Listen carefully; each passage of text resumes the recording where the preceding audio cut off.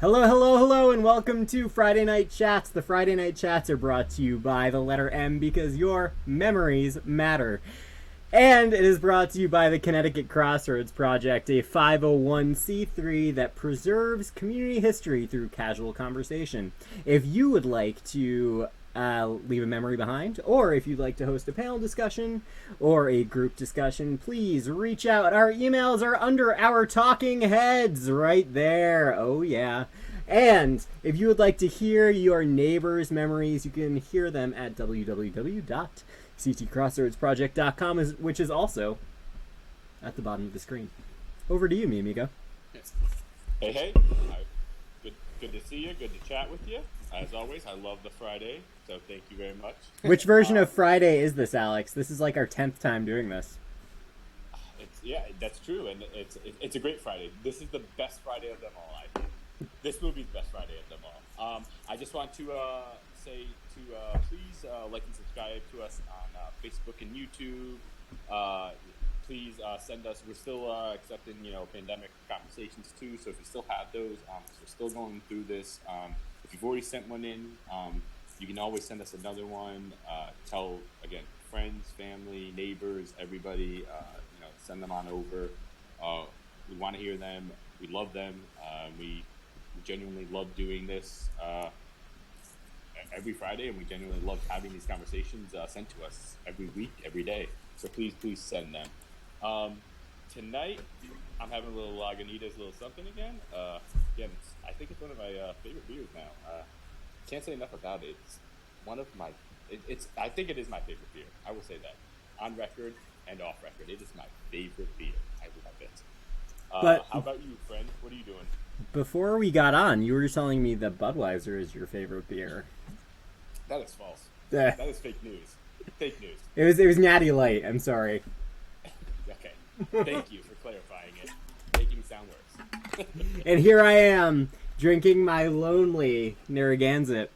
Yeah, Alex, I think you and I talked about this because I was like embarrassed to be drinking this on the Friday Night Chats, but there's something that's just like I hate to use that beer bro like phrase, but there's something something crushable about Narragansett, man. It's totally crushable. Listen, I will tell you, Narragansett for a summertime beer and a good type of lager, it's not a bad beer, honestly. And especially at the price point, I think it's a really tasty beer for sure. Here's a question for you. I'm sorry. I didn't think of getting it tonight, or else I would have copied you. So if that helps you. So here's a question for you though. When it comes to beer, does price point matter? Can you be like, okay, well, like it's a good beer within that price range, or does it just need to be a good beer? Ooh, good question.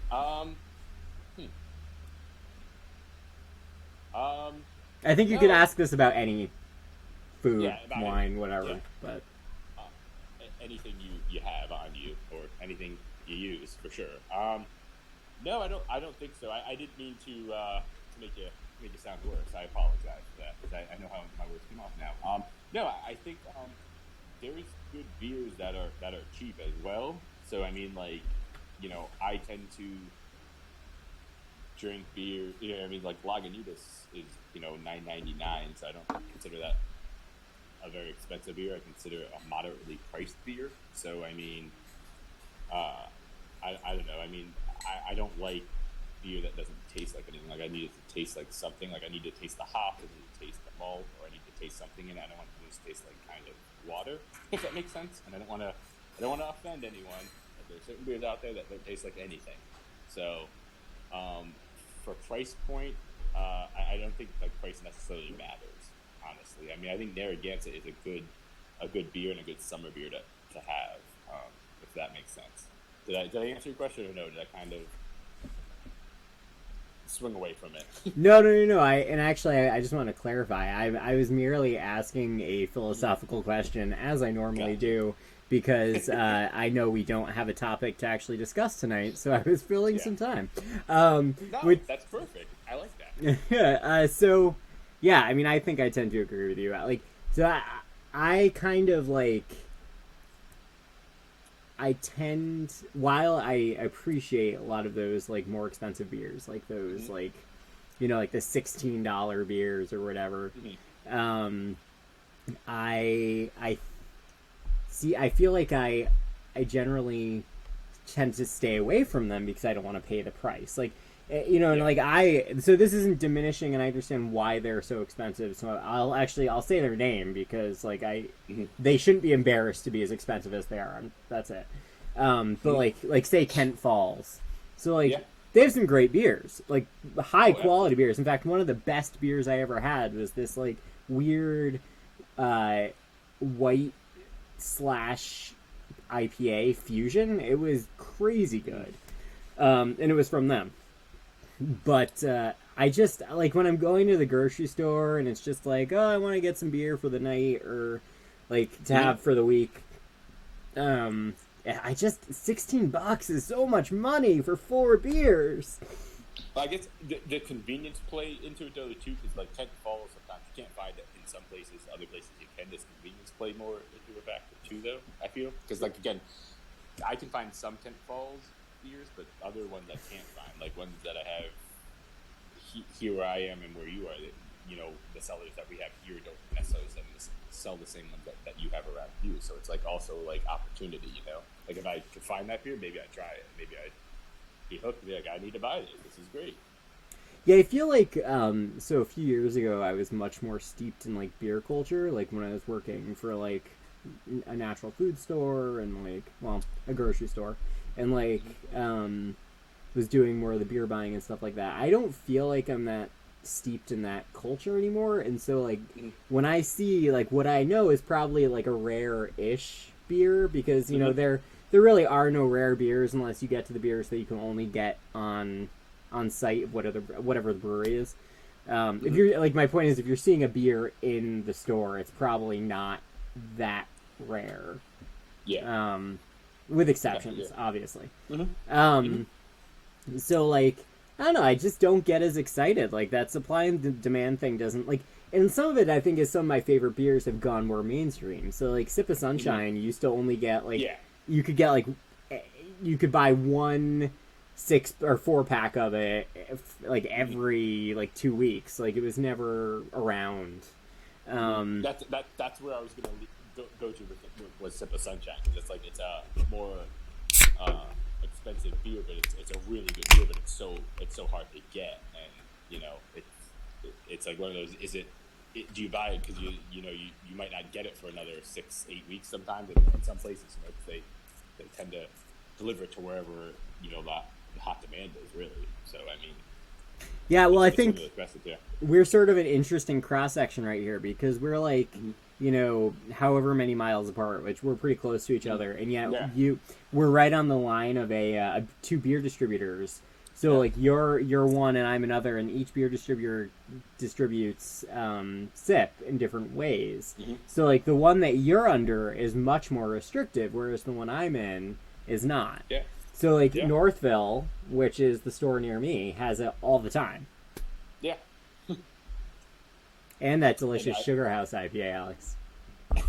I know, and I never get it, so it's fine. Thank you for bringing that up. But yeah, like around me, I mean, just Sip of Sunshine, it's very hard to come by for the most part. I mean, some stores do have it more often than not, but like it's still extremely hard to come by because they only are allocated a certain amount of cases, so they kind of hide it in back, or they kind of hide it if they have like regulars who always ask for that, you know, for their 2 4-packs to have, so they can keep them. You know, they always hold those, so it's very hard to come by it. And again, it is a more expensive beer, but I'm willing to pay the price to get it because it's a really, really good beer. It's extremely delicious. It's a refreshing beer, so it's one of those beers where I don't mind paying a little bit more to have. But it's, again, where I am, it's hard to get. But you know, I travel 15-20 minutes down the road to where you are, and you can get it almost anytime you want. But it's like, do you want to drive 20 minutes out of your way to go get it?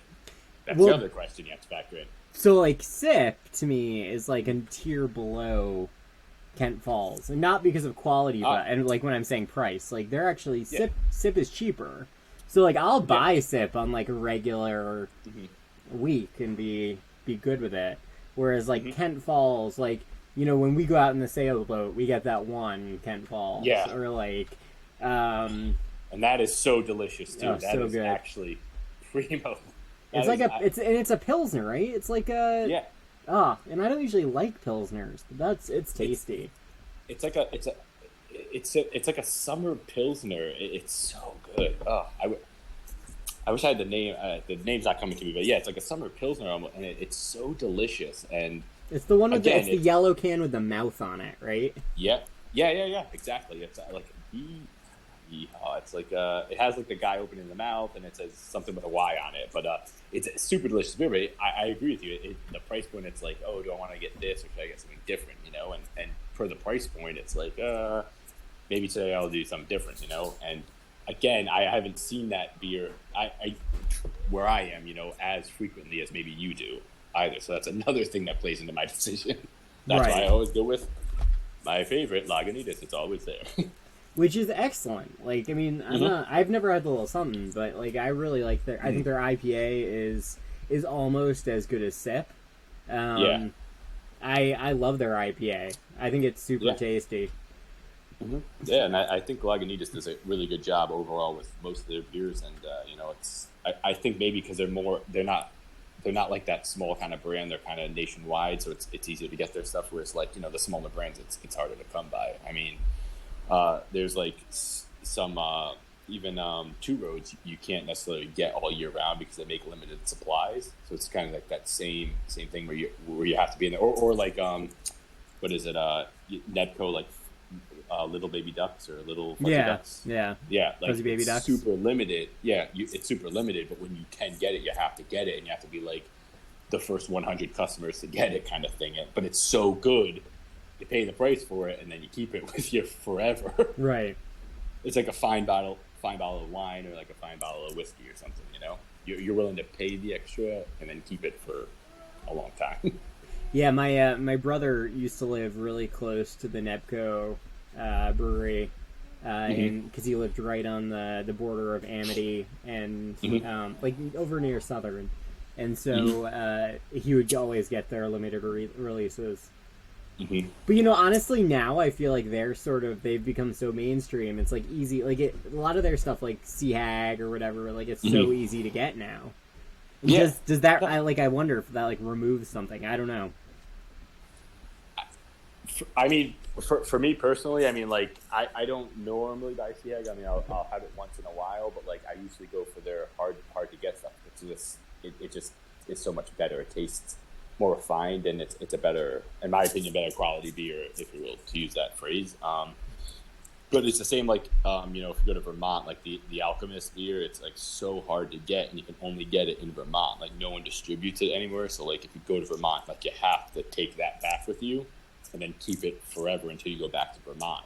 It's like one of those kind of niche beers where you kind of have to stock up on it almost, but they only let you buy limited amounts too. So then you're like, you have to keep those, like I said, until the next time you go to Vermont, right? So it's almost like, I think beer's gotten to that stage where it's almost like buying fine wines or fine whiskeys from places, or fine bourbons, you know, where like if you get them, or they're limited releases, like you have to get them when you can get them, because you don't know when you'll be able to get it again. And especially now with COVID, you never know.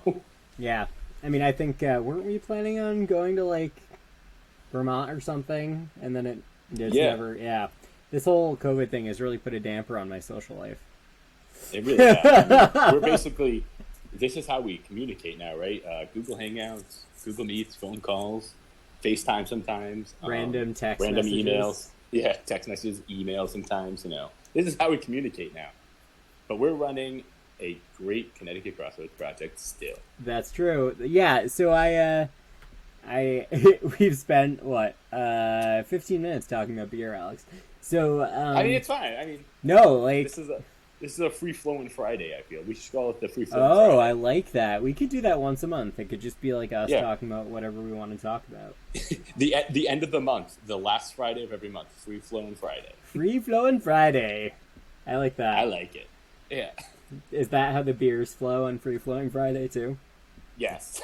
Absolutely. They have to, right? Excellent. Free-flowing Friday. Yeah.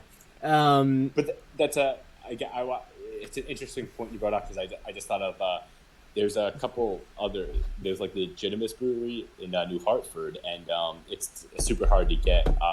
You can only get it in stores around there, and they only sell really on site. But it's like a super tasty beer, all of, like their saisons. And I'm not a huge saison person, as I've told you, and sour person, but their sours and saisons are so good. I don't know what they do, but they're like delicious. Huh. Yeah, and I mean they're really hard to get because you can only either get it on site or like kind of the stores around them. Really, it's the only way you can get them. You can't. I mean, you have to drive to the place to get it. So again, in the era we're in now, I'm not going to drive to New Hartford to get it. So I have to wait until COVID's over. Right. Right. Yeah. So speaking of New Hartford, Alex. Well, actually, Yeah. let me just say before this. So I think Alex and I talked about this, and like I feel like we've used a good amount of like initial content. But I think next week we'll be talking about like brewery culture and communities of like, I don't know how to phrase it. Yeah, I'll put up some clever thing, but communities of boozing. I like that actually. This is a good segue to that, and I like that. We should use that as a tagline. Communities of boozing. Yeah. I like it. But that will kind of be next week's topic that we'll be chatting about, and there's a lot to unfold there. I think it's like the symbols of last week. We could go for probably hours, and maybe we will. Who knows? We might go for hours again on that. Give us enough alcohol, and we will do anything. Well, well, chatting wise. Yeah. So, speaking of New Hartford, I thought it'd be great for us to sort of update folks on. It's been a good few weeks for us as far as conversations go. I had one, you had one. We've had some other contacts made. So you want to give people a nutshell with who you spoke with? Yes, I spoke with a man out of New Hartford. He actually lived through the flood of '55. And for anyone who knows about the flood of '55, or if you don't know, it was a huge flood in the north, especially in the northwest corner, especially. But it caused tremendous damage up here in the tens of millions of dollars. And the conversation, I mean, I knew a little bit about the flood going into it prior, but I didn't. His conversation shed more light on as to how impactful it was and how devastating it was for people who lived through the flood. Just the raw emotions coming out of the conversation. I mean, he started to tear up during parts of it, and then that led me to, and I had chills in my back. I was just like, oh my God, I couldn't even imagine not seeing my mom for 3 days and not knowing where she is. I was just like, wow. I mean, my mind was just racing because I was like, I couldn't even fathom that because, they didn't have cell phones, then pagers, anything like that. You had a landline, and all the landlines didn't work. There's no electricity. So, I mean, you didn't know where she was. I mean, thankfully she was okay. After 3 days, she eventually was able to go home. But like to not know for 3 days where your mom is, you're there with your siblings and your father, but just to know you don't know where your mom is, you don't know what's happened. I mean, it's crazy. And at a young age, I believe he was 8 or 9 years old at the time too. Just thinking about that as like a young child going through that. I mean, I was taken aback, and good thing it was early in the morning. I didn't have to start work because I needed to take like a breather for a good hour. I was sitting there, I was like, oh my God, just thinking about all the things that he had to go through at that young age. And I mean, the decimation of that flood, I mean, it's just, wow. I can't even put into words how, I can't put into words the devastation of that flood. And again, I took a new perspective on it, and, I did even more research after I spoke with him because I wanted to learn even more. And that's kind of what the conversation led to because, again, I knew a little bit about it. I was versed on it through, different, through different years of school that I did. So I knew about the flood, but I just didn't know exactly the devastation that was felt up here in Litchfield County in the northwest corner. It was truly truly amazing. It was. Can't wait to get that up, honestly, because it was just awesome. I mean, he spoke for a good probably, I'd say 45 minutes of almost uninterruption, because he just wanted to tell me about what his feelings were and how he viewed the flood of '55. It was amazing. Wow, that's to be above board with everyone. I haven't actually heard the conversation yet, so I think that's great. I'm really looking forward to it, Alex. Yeah.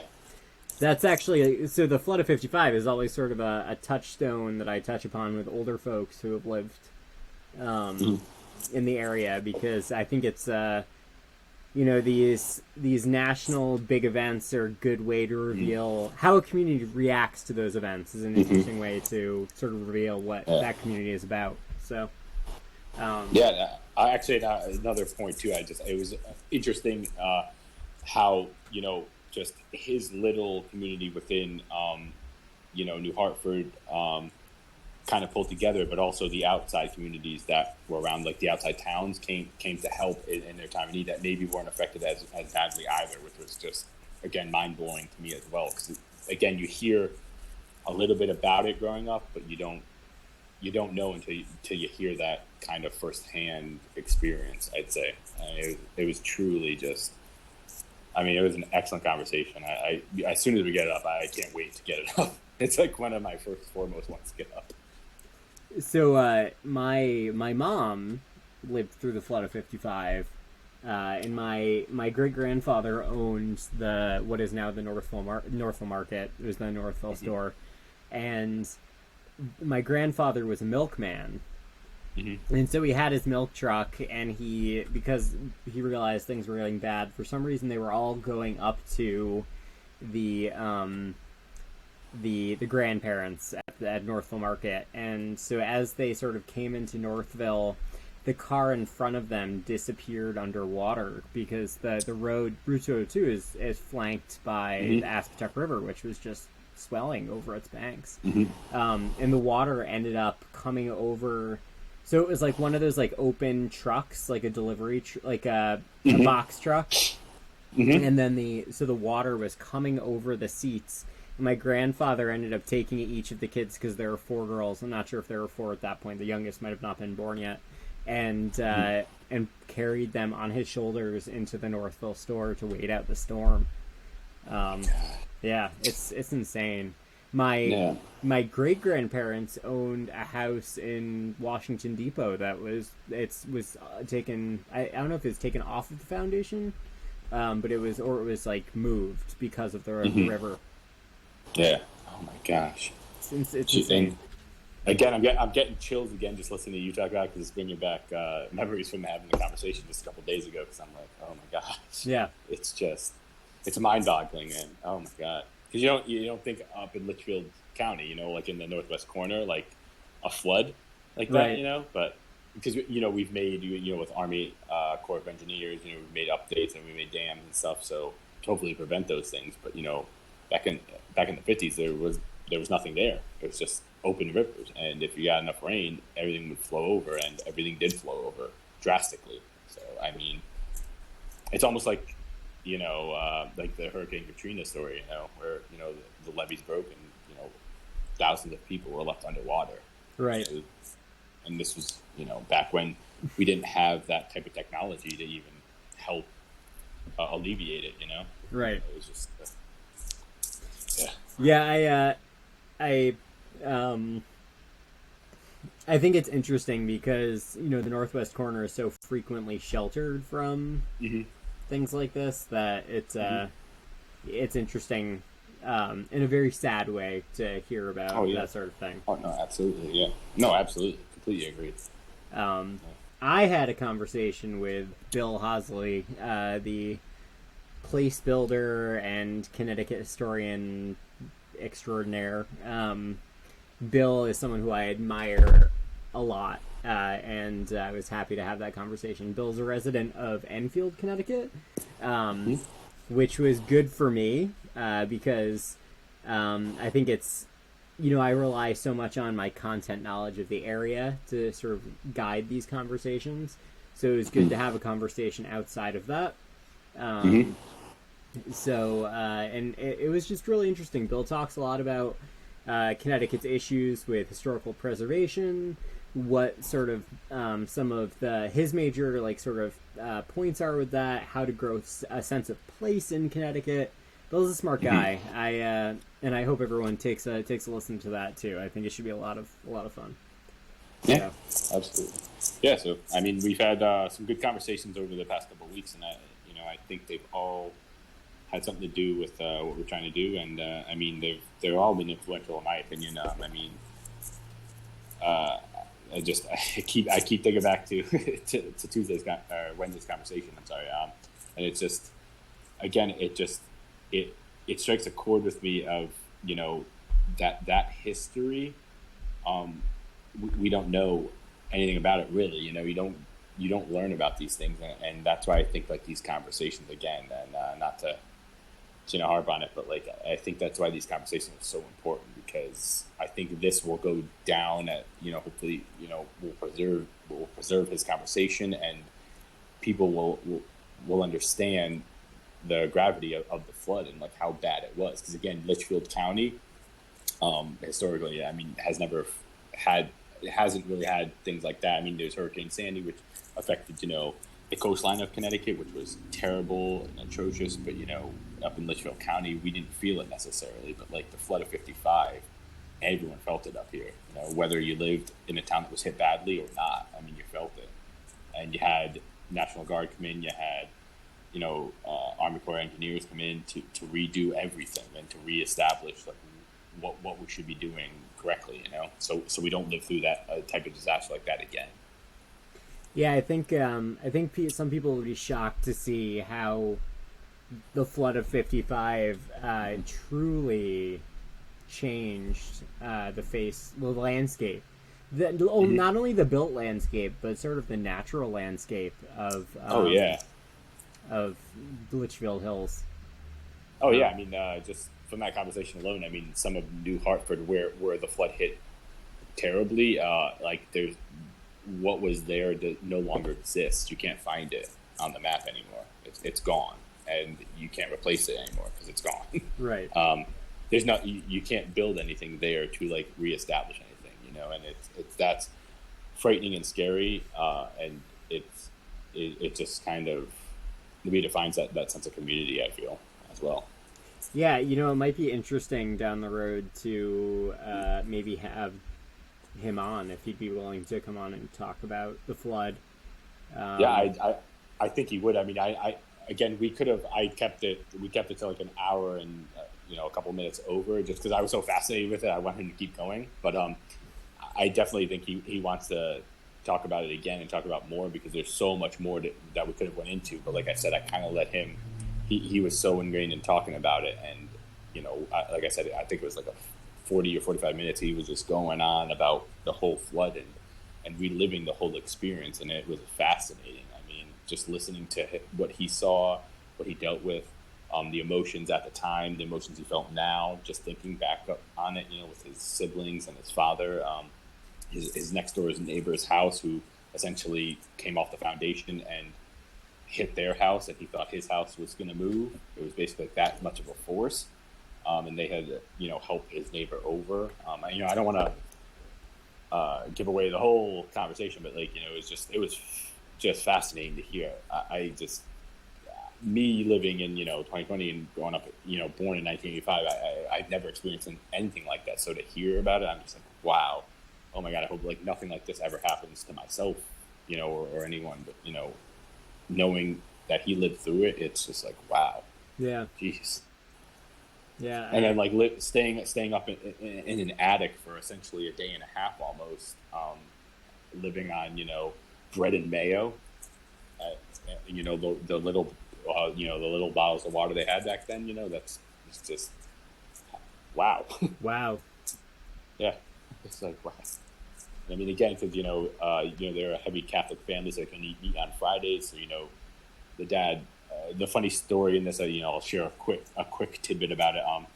His father went to confession the week after to repent, because he ended up eating meat on Friday, but the priest at the time was like, "You have nothing to apologize for, nothing to repent for, because there was a flood, you had to eat something, and meat was in your fridge, so you had to eat it. So like that was like the comical kind of side to it, where he was laughing and giggling, but I was just thinking like, oh my God, like this is what was in the back of your mind still during a flood. It's just wow. That's crazy. Yeah. And a great conversation, and as soon as we get up there, I implore everyone to listen to that conversation as well, among all the other ones. Yeah, I think that's. Thank you, Alex, for taking that one on. I think it's a good. It'll be a good addition to the archive. Thank you for thank you as well. And I'll just again thank you to Eric Hahn, who arranged that conversation. Eric is on our board, but he's also a supporter and fabulous leader in the Connecticut Historical Monuments Society Facebook page. So go check that out if you're socially oriented on the Facebook side, which Alex is not. So Alex, what else is new? Yes. Nothing, man. Just trying to get through the pandemic life, man. It's just working from home still. No end date to work from home, which I think is good in that instance. For my employer, I think they're taking like this very seriously, which I appreciate, because essentially they're saying if you want to go back, you can in limited numbers, but you don't have to, don't feel compelled to. And, they're letting us all stay working remotely. There's no really end date in sight as of now. They actually already canceled like on-site learning classes. So everything's going to be remote for the fall, which I think is a great step. Because again, there's so many unknowns that you kind of have to be proactive as opposed to reactive, and I'm super appreciative of that. So, I mean, that's kind of been a life so far. I mean, just going with the flow and hoping this ends sooner rather than later. But, I mean, we'll see, right? Yeah, I think you bring up something, and maybe this is something we talk about tonight. Mm-hmm. Yes. So, like, what is this whole, return to normalcy? Like, what does that mean for our communities? What does that mean for people? Especially where I think it's such this is what occurred to me as you were talking, how we're quote unquote open for business again, but that means so many different things to so many different people. So what does that mean for community growth, connecting people, etc.? Yeah, I guess what is returning to normalcy mean? I guess we have to define that. Like, what is returning to normalcy? I think I'll let you define that. You go first, and I'll give my definition. How about that? Yeah, I mean, returning to normalcy, I guess, would be like what it was before the pandemic, right? That's what everyone thinks, right? I mean, that's kind of like we're going to go back to being able to shop at grocery stores, go out without masks, without gloves. Unfortunately, I don't think that's the case. I think the normalcy factor is going to be we're going to be able to go out again. We're going to be able to interact with friends, go to parties again, go to bars that everyone loves or restaurants. But I think the normalcy factor won't be there anymore, and it's going to be you're going to have to wear a mask or have a mask on you in order to put it on in case somewhere requires it to do. I think that's going to be the new normal, unfortunately, for the foreseeable future. So what does that mean for us? What do you mean? What is it like, as far as business or as far as just as far as building community, connecting people, etc.? Gotcha. Yeah, I mean, I still think we can connect. Again, I think you'll be having to connect in different ways. You'll have to figure out different ways to do it. You'll possibly have to stay 6 feet apart with masks on and communicate. We might have to go digital. We might have to do what we're doing now with Google Meets, Hangouts, Zoom. That might be the new wave of the future. Unfortunately or fortunately, however you look at it. Facebook Live, that might be the new thing of the future that hopefully they fine tune that, and that might be the new wave where that's how we start to communicate. Because I don't know when this is going to end or how it's going to end, and I just don't see the old normal coming back as quickly as it should or as people think it would come back. Yeah, I mean, I I think like I feel personally still incredibly socially isolated, and like Mm-hmm. I people try to throw around, and I think they're like trying to be smart about it and like Mm-hmm. cute, but they're like, oh well, we're physically distancing, not socially distancing, Mm-hmm. and it's like No. that's nonsense. Like, yes, are we like can we still socialize at a physical distance? Sure, but like I it feels so unnatural to me. Like Mm-hmm. there's an instance a while ago with someone that I had, and I can't quite remember exactly what it was, but Mm-hmm. the situation would have been appropriate for me to give them a hug because they were upset about Mm-hmm. something, Exactly. Yeah. and like, and it's so it feels like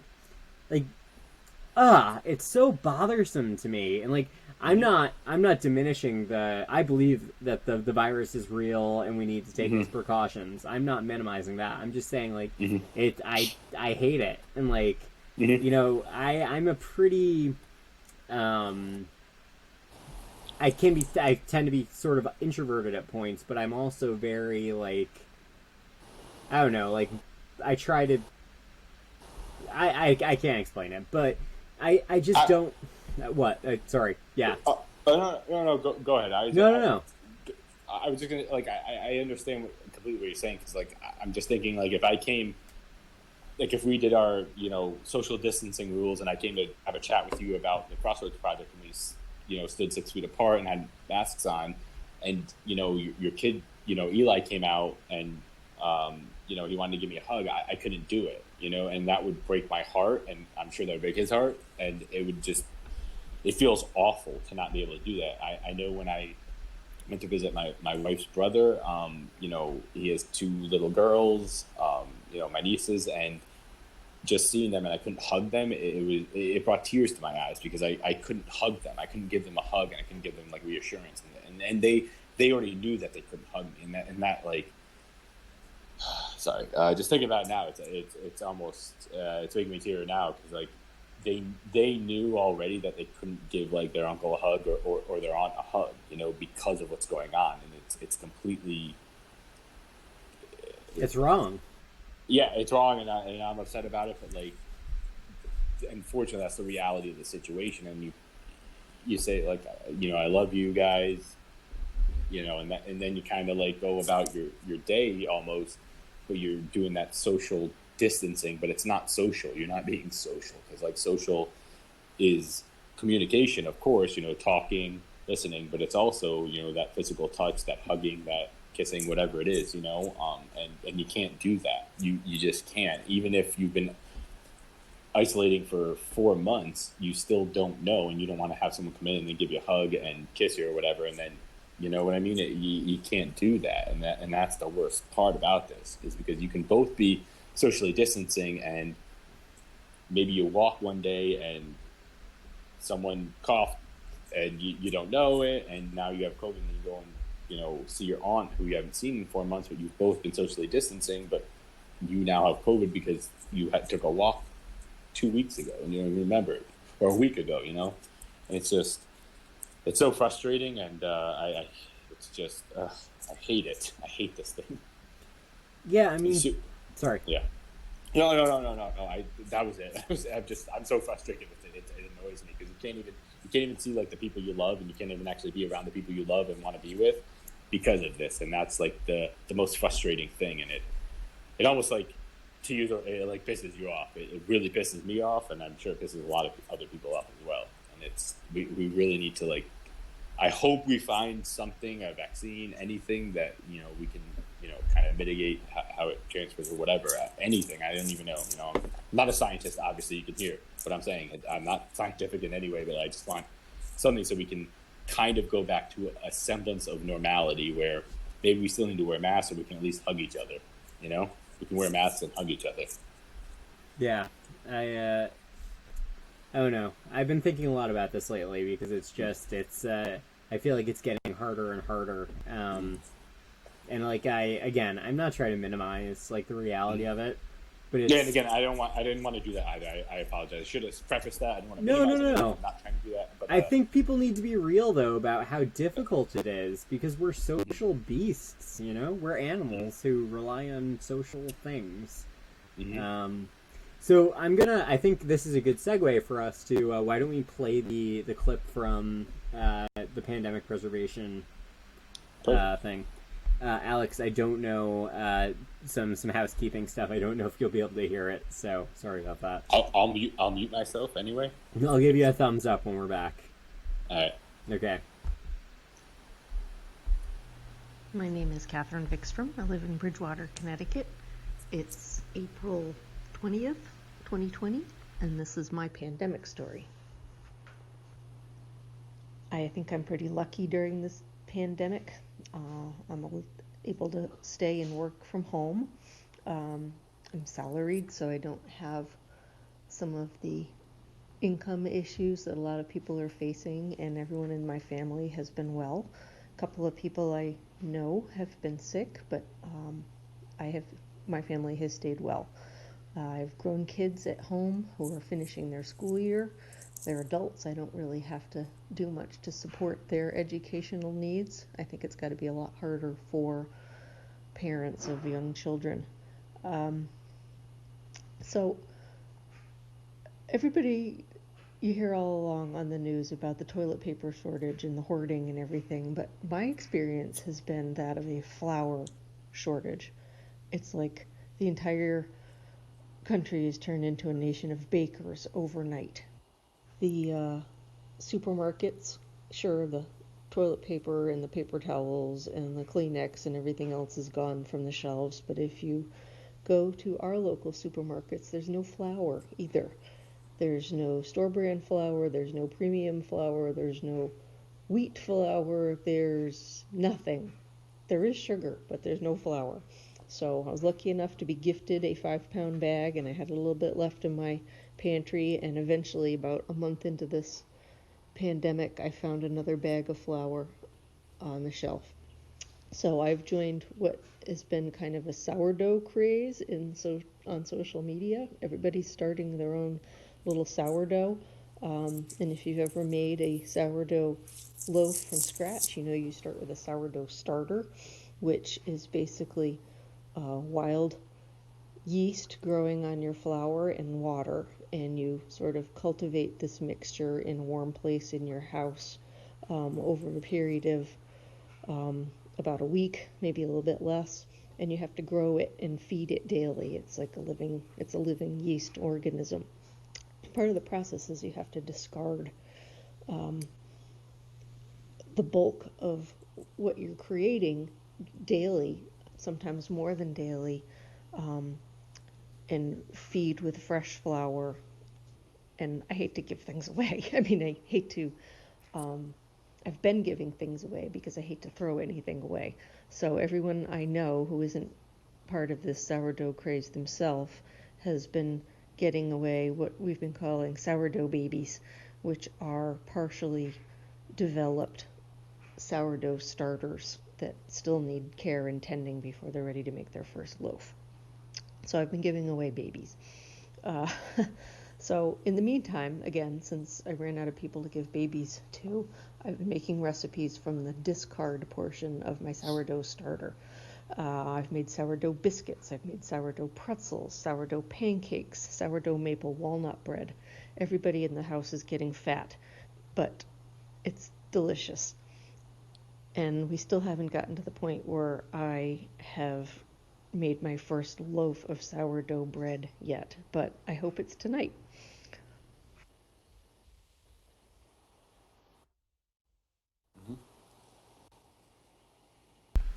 I had muted myself, so I started talking. I was like, don't do that. Gotta mute yourself first. So, Alex, could you hear any of it? Unfortunately, no. Again. We'll figure that out eventually. So what's neat is so the whole clip was about Catherine was talking about how she's fortunate. She doesn't have like job insecurity or anything like that. Mm-hmm. but she was talking about early on, and this is such a cool time capsule. Like, I am so thrilled to have this, and I think you would be too. Talking about how, there's this, there was the toilet paper shortage that everybody was talking about early on. Yeah. But she wasn't interested in that. She wasn't interested in that at all. She was interested in the fact that there was a flour shortage. And how everybody, and I'm sure you remember this very, very early on, was making sourdough. Yeah. So it was a cute memory. I'm glad we have it. I do remember that. Yeah, the sourdough shortage of 2020. And, like, it's so funny because totally we're talking about it like it was like so long Yeah. ago, but it was in April. It wasn't that long. Yeah. Wow. Jeez. It's I like, do remember it like it was just yesterday almost. oh my god, I remember it like it was 3 months ago. And that's the thing with this pandemic. You start thinking of it in long term, like it was so far. It was so long ago, but it wasn't. It just started, and that we know. It started here was March in Connecticut. What is it? The second week of March, and I mean, if you think about it, that was what 5 months. 4 months about. So like 4.5 months, and I mean, it wasn't that long ago. But like everything you think about that has happened, it just seems so long ago, and it's wow. It's crazy. It's amazing. It's crazy. It just again, wow. Time we're living in. It's just wow. Yeah, I mean, it's interesting to me is that, like, I never experienced like the true and pure isolation that a lot of people did, because I still was the grocery shopper. So I like went out and did the shopping, and because my personality, like, I need to get out. I might not want to socialize with anyone, but I need to like leave my immediate area. And so like I got out and I was super safe about it, and sanitized everything. But I just like I can't even imagine, like, for someone like you who like has been fairly socially isolated, how does it feel any different now that things have sort of started? Like, does it feel like the world is opening up around you, or just do things like just feel the same? I mean, it feels the same in a sense. Like, I still do the same things I was doing back in March, but I know other people around me aren't. So it feels I'm even more anxious now than I was 4 months ago, because I'm still wearing my mask, gloves everywhere. I don't care what and people so say. should you. Good for you. Yeah, but I mean, I wear them everywhere. I mean, when we go on, I take my dog for a walk. We live on a pretty,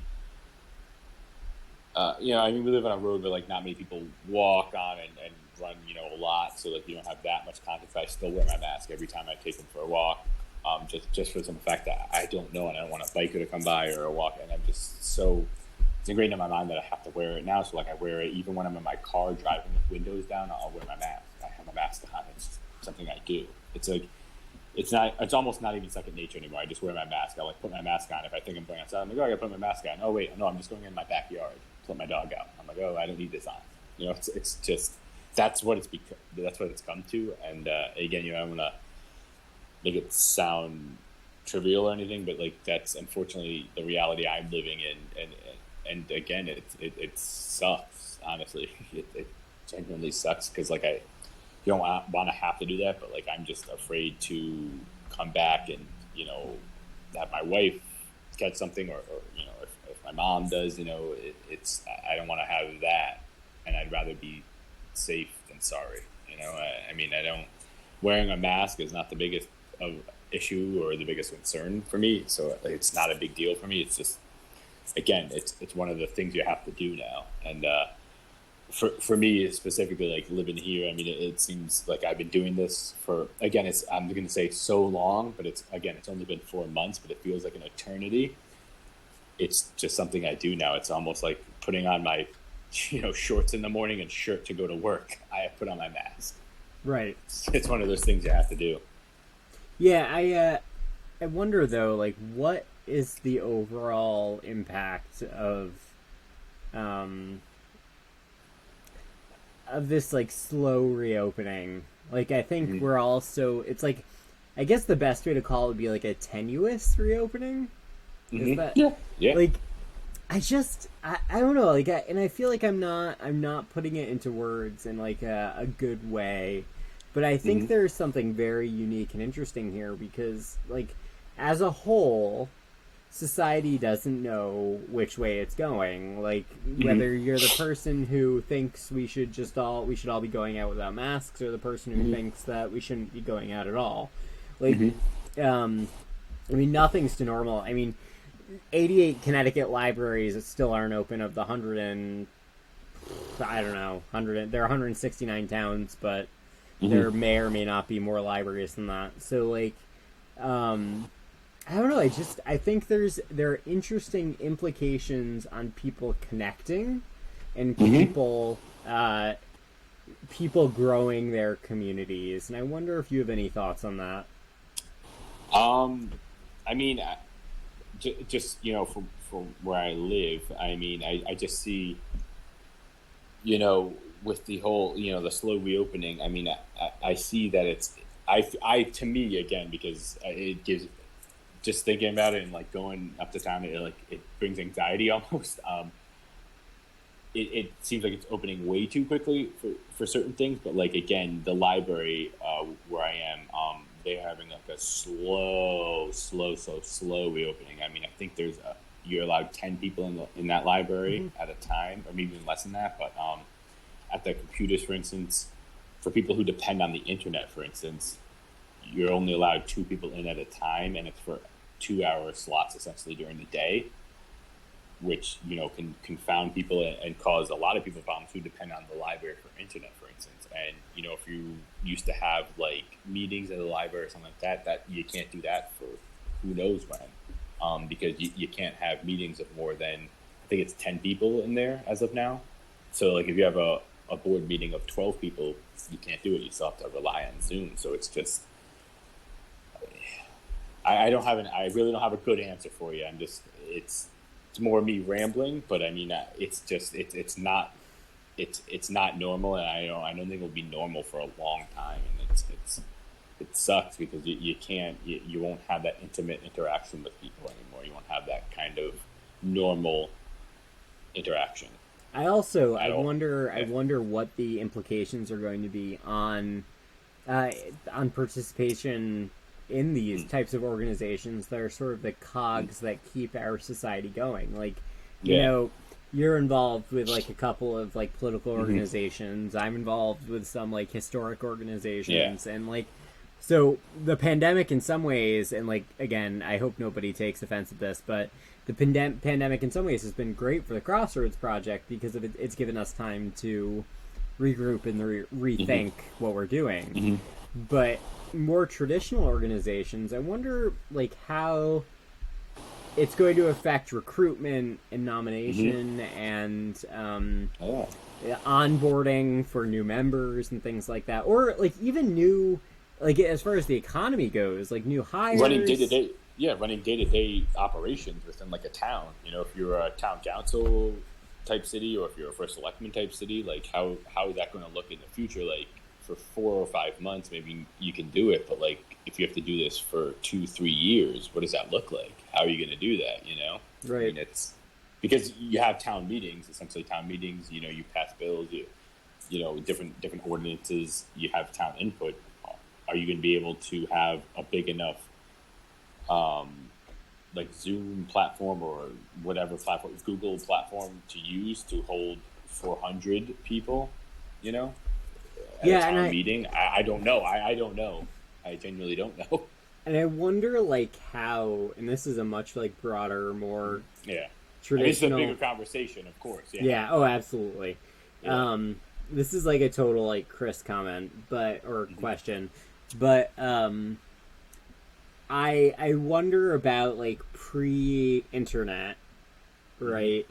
Yeah. How the impact that something like this would have had on like organizational and governmental structures, like so that's like more of an era where we're like more like natural to how we interact with each other. Like, this is not Yeah. natural what we're doing, right? No, So I wonder of course. how we would have coped and how it would have been different and how it would have affected community in a different way. And for sure, like, and I don't, again, not minimizing things, for sure, more people would have died, right? Because I think we would have probably been moved to make more physical connections than we do now because we at least have this, even though it doesn't feel sufficient. Yeah. I sure, yeah. Sure, Chris, whatever you say. Whatever you say, buddy. No, I mean, I would assume, yeah. I mean, without the internet, I mean, what would we have done? I have no idea. I can't even think like about that. I mean, when I was growing up without the internet and then with the internet, I mean, I knew I had to see my friends and I could call them on the phone. So I guess you still had the phone, you could talk and call them, but you still wanted to see them and have that interaction. I mean, I grew up playing sports, so like I knew I needed that interaction. So what would I have done if sports was canceled? I mean, what would my parents have done? What would my parents have done? Yeah, I mean, I like a 10-year-old Chris would have gone on a chat room and been like, "Hey, want to be my friend?" And it would have ended up being like some creep. You still would have been my friend. So, Alex, we've managed to fill 56 minutes with excellent. With this. Actually, I think it's a very interesting conversation about a lot of different things. But next week, I think we should have this. Yeah, we have our next conversation next week, Philip. But I think we should revisit the conversation we're having maybe the week after, or maybe when we fine tune it, because I think it's an interesting conversation to have and spend a lot of time on it, because it's one of those. It's an interesting topic for sure. Yeah, I think that's probably I think it's a good point. So maybe we'll talk about return to normalcy in 2 weeks. Next week, we're definitely going to be talking about communities of booze. Booze and communities and boozing. Also known as communities of breweries and wineries, distilleries, etc. But I think this is a good thing, and I was happy to share Catherine's memory tonight. Absolutely. So, Alex, do you have anything you want to remind everyone of before we start to close things up? Yes, I again remind you to like and subscribe to Facebook, YouTube, and please keep sending us your pandemic conversations. But conversations, if you want to share a conversation with us, please, our emails I think are still below, right? Oh yeah, down there somewhere. Yeah, email us. Let us know anyone that would be interested or you think is a good person for us to have a conversation with. Please send us their name, their contact, and we'll get in touch with them ASAP. As always, I'm gonna put the recommendation to you first this week. Oh, because I have a couple going through my mind, so go for it. You go first. You're not going to. Oh man, I was expecting some extra time. No, I always do it. You threw it to me, so I was like, I'm gonna throw it to him this week. So usually I'm the one who's overly prepared for this, but this week I don't actually have a lot. So, but I have lots of things I like, so I'm going to recommend a couple of things. So I'm first going to recommend something absolutely ridiculous. I will recommend that you all go online. Those of you who are maybe crafty or interested in things that float, and check out the Harley one-sheet skiff plans for sailboats. It's a one-sheet plywood boat, which was an absolute hoot to build, and you build it out of everything you can buy at Home Depot and no specialty materials. And it floats. I like that. It floats, man. I mean, I may have used a little bit of Flex Seal, but it floats. I'd also like to recommend. I think I recommended Cursed last time. I'd like to sort of second that again. And there's one other thing I want to recommend, but it's not coming to me, so I'm going to throw it over to you, Alex, and then you can come back to me. Awesome. I'm gonna recommend this week, and it's probably something you already do, or that seems kind of trivial. But I'm gonna recommend taking time for yourself and just kind of sitting with your inner thoughts and your inner peace, and just kind of meditating or thinking about things, and taking that 5, 10, maybe even 20 minutes out. I've been doing that actually, and it's helped a lot with everything that's going on, and just it I don't know, refines me, and makes me more in tune with the day, for sure. So I know it's kind of one of those easy things you think like, oh, I do that every day anyway, but I definitely recommend doing that daily, if not every other hour. I tend to do it more often than not. And I did pick up a new thing I'm doing, which kind of helps me after work, which is odd, but like watering plants and watering flowers, actually. I don't know if anyone's into this, but I've had to do it now for the last week or so, and it's actually pretty awesome and relieving at the end of like a stressful day of work. Just going out and watering flowers for 15-20 minutes, watering the garden. It's extremely stress relieving. So I mean, I recommend that as well. No shows this week, unfortunately, but those are the two recommendations I have this week. Kind of more zen, I'd say. No, I think that's great because as you know, I've sort of had my own journey with silence and enjoying it. So I think that's great. And as far as watering the plants, I think that's awesome. No, easy, but... no. Because here's the funny thing. So Jenny and I killed every houseplant we had, or we wanted to kill every houseplant we had until the pandemic happened, and then I had this one avocado tree that we managed to keep alive, and it recently died, which was super weird, and I don't know what happened, but it was probably some foolish mistake I made. But I get what you're saying, because you know what I did, Alex, is I went out and bought another random plant, and I have it at work with me now. Yeah, it's just it's stress relieving for sure. And I know me and my wife do it, and it's just one of those things to do after the day ends. Kind of just be like, the day's over, and then you can kind of just look at nature and love it for what it is. Yeah, I think that's awesome. So I don't have another recommendation. I'm just going to leave it at where we are.